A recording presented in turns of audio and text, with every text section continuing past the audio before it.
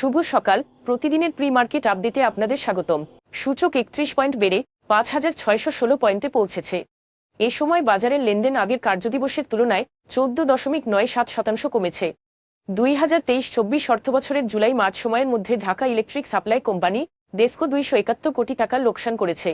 বর্ধিত পরিচালন খরচ, বৈদেশিক মুদ্রার সংকট এবং সুদের হার বৃদ্ধি এ পতনের জন্য দায়ী।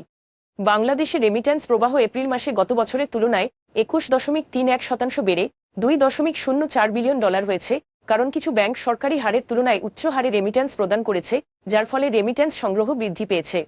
রাজস্ব হ্রাস সত্ত্বেও ইউনিলিভার কনজিউমার কেয়ারের গত বছরের তুলনায় এ বছরের প্রথম ত্রৈমাসিকে ১১.১৫% মুনাফার প্রবৃদ্ধি হয়েছে। মূলত পরিচালন ব্যয় ৩৪.৪২% কমিয়ে আনায় প্রবৃদ্ধি হয়েছে। এপ্রিল মাসে রপ্তানি উল্লেখযোগ্যভাবে কমে ৩.৯২ বিলিয়ন হয়েছে, যা মার্চের তুলনায় $১ বিলিয়ন কমেছে এবং গত বছরের একই মাসের তুলনায় ০.৯৯% হ্রাস পেয়েছে, যখন রপ্তানি ৩.৯৫ বিলিয়ন ছিল।